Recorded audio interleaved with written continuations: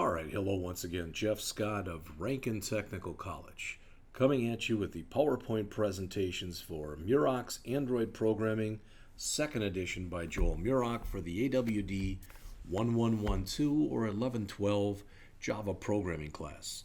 We're up to chapter 17 of 18 in our textbook, and pretty much the previous chapters in this book have taught you how to develop, test, and debug Android apps. But now we're supposing that you're finished with that, you've tested it, you've debugged it, and you're ready to deploy it. One way to deploy an app is to distribute it directly to users by making it available from a website. Another way is to publish it on an application marketplace. So in this chapter, we talk about, or you will learn how to publish the app on the most popular application marketplace for Android apps, that being Google Play.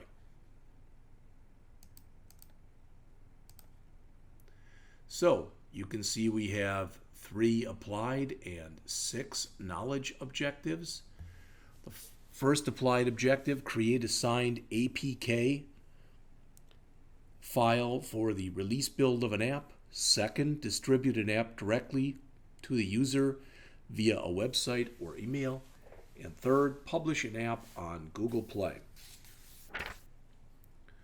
Before you distribute an app, you should examine the various distribution options. Similarly, if you want to make money from the app, you need to find a way to get paid for it, which is known as monetization. So I forgot the knowledge apps, I'm sorry. The knowledge objectives are name and describe 2 ways to distribute an app, describe what an app marketplace is, and name at least 1 example. Name and describe 3 ways to monetize an app. Describe the difference between a debug key and a release key. Describe what a key store file is and why it's important to store this file in a secure location where it won't get lost or stolen. And describe why emailing an app directly to users is sometimes referred to as sideloading. So, we've finished the app. We're ready to distribute the app. And first thing we want to know is how distribution works, and then if we decide we're going to charge for our app, how we make money. So figure 17.1 talks about 2 ways to distribute an app. One is through an application marketplace. Now when you do that, you can put things onto things like Google Play and the Amazon App Store, and you can either make them free or you can make a charge for them. And this is one of the things that we're going to talk about throughout the chapter. One thing to realize is you can take an app and you can put it out on the App Store and charge a price for it. And then later decide you want it to be free. But you can't go the other way around. So once you put an app on the App Store and you say it's free, you cannot then turn around and say, well, I want to start charging for it. So typically you distribute an app through an application marketplace. Google Play is the most popular application market, and another one again is the Amazon App Store. The figure that's shown, not here I guess, but there it is, in figure 17.1 on page 524 and 525, this shows a Google Play listing for a free tip calculator app. You'll notice that the app includes descriptive text and an image for the app. If you want to use another application marketplace, that's possible too. Again, as an example, the Amazon App Store has some features that aren't available from Google Play. Another way that you can do this is, rather than using it through a marketplace, you can basically make it available to users directly via either a website download or an email attachment. Try that again. An email attachment. All right. This is typically what you'd use, especially if you had a proprietary type of app that you were creating within an organization. All right. So let's talk for a second about monetization. So how does monetization work? There's 3 ways that you can monetize an app. Those are paid apps, in-app billing, and advertising. Getting paid for an app is also referred to as monetizing the app. So you can create a paid app where the customer pays a one-time fee before being able to install the app. You can also use in-app billing. This provides for in-app products that have a one-time purchase or subscription that have a recurring or automated billing. So you might tell people that there's going to be a charge for this, but as time goes on, you're going to update or upgrade or whatever, and there might be additional charges. Another way to do this is you can add advertising to your app. For example, you can add a banner ad to your app, and to do that, you need to work with a mobile advertising network that serves ads to mobile devices like AdMob. But there are other ones as well. If you publish a free app on Google Play, they mentioned in the middle of page 526, as I already said, you cannot change it to being a paid app later. However, you can add in-app billing or subscriptions, and you can add advertising. But if you publish a paid app, you can change it to being a free app at any time. Now, a common strategy for this is mentioned on the bottom of page 526 for monetization is to provide a free version of the app that includes advertising, where users can then get a paid version where the advertising has been removed, or you give a free version of the app that doesn't have all the features. In other words, not all the bells and whistles. Then the paid version, if they want that, can be used to get the additional features.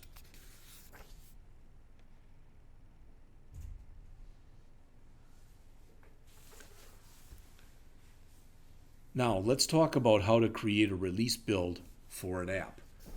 Once you create this, you can distribute it, the release build, via a website or email, or you can publish it to a marketplace, as already mentioned, like Google Play. So, figure 17.3 on pages 528 and 529 show a tip calculator app that has been thoroughly tested and debugged and is ready to be released. It also lists some tasks like a final checklist that you should complete as you create, test, and debug the app. Such things as setting the final package name, setting the final package icon, setting the version number, adding copyright info, adding EULA or end user license agreement information, finish app localization, so if you've got things where you're going to add other languages, etc. Remove any old files from the project, remove any logging statements that are in your source code. Ideally, at least, these are all things that just make sense to you as far as things that should be done. So, there are these steps, ones I just mentioned to you. Some deployment terminology as shown here on pages 530 and 531. To run an app on a device or an emulator, the app must be stored in a APK or Android package file.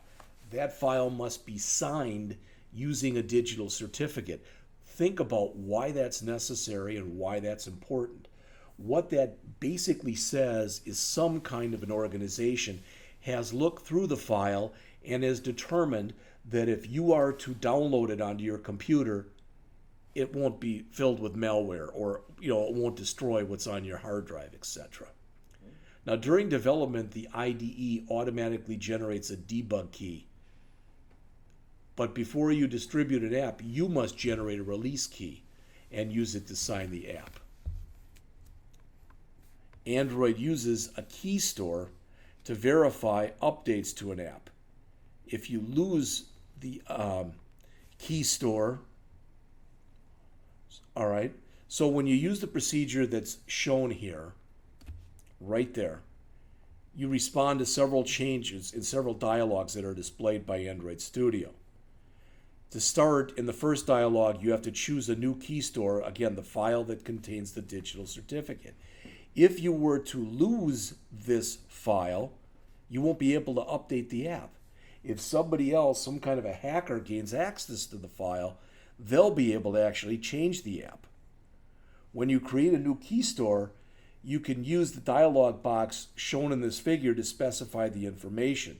And when you're done, you can use another dialog to specify the location of the signed APK file. So the procedure, the 6-step procedure that you see on screen and in the middle of page 531. Step 1, select Build Generate Signed APK from the menu system. Number 2, click the Create New button to create a new key store file, or click the Choose Existing button to select an existing key store file. Step 3, specify the location and password for the key store file. Step 4, specify the alias and password for the release key.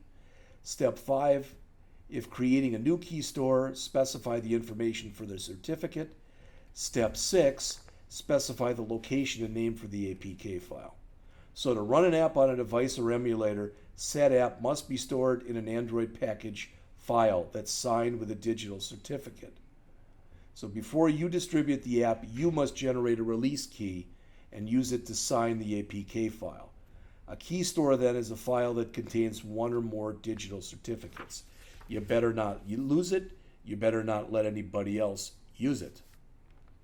So once you have a signed APK file for an app, you can distribute it directly to users via a website or email as described earlier.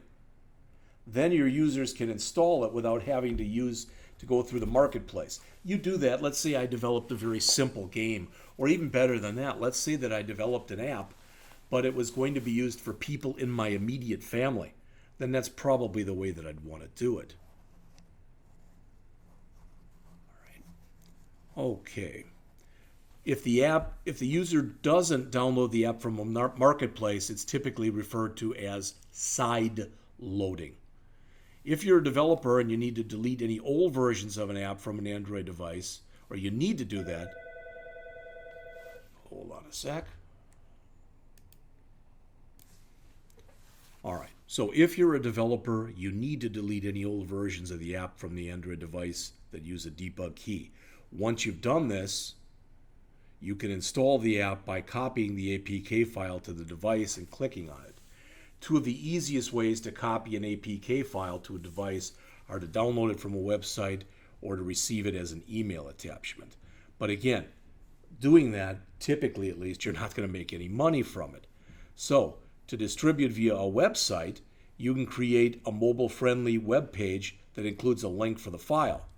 For emails, you can attach the APK file and send it right out to your users. Now we're going to assume that that's not what you want to do. All right, so we're going to assume that you're trying to make some money from this. So in other words, what you're trying to do is to put it on the Google Play Store or someplace where you can make money on it.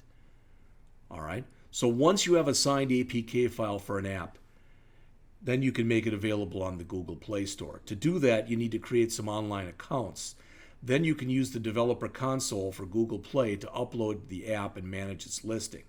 Now, before you can load an APK file to Google Play, you must set up a publisher account.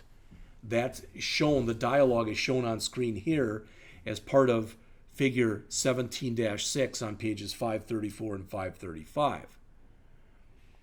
So you go to the website that's shown here, play.google.com. You sign in with your Google account. You accept the developer agreement. Step 4 is the important part.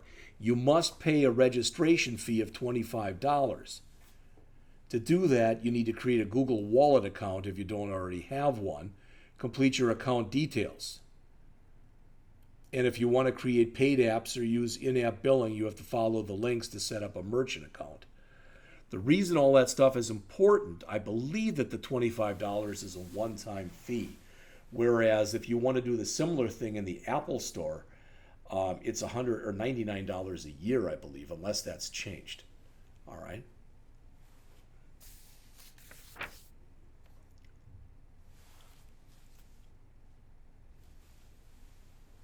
When you finish creating a Google Play account, there's a link for publishing an app on Google Play. You use the link to navigate to a developer console like what's shown here and also in figure 17-7 on 536 and 537. To upload the app, you click on the APK link.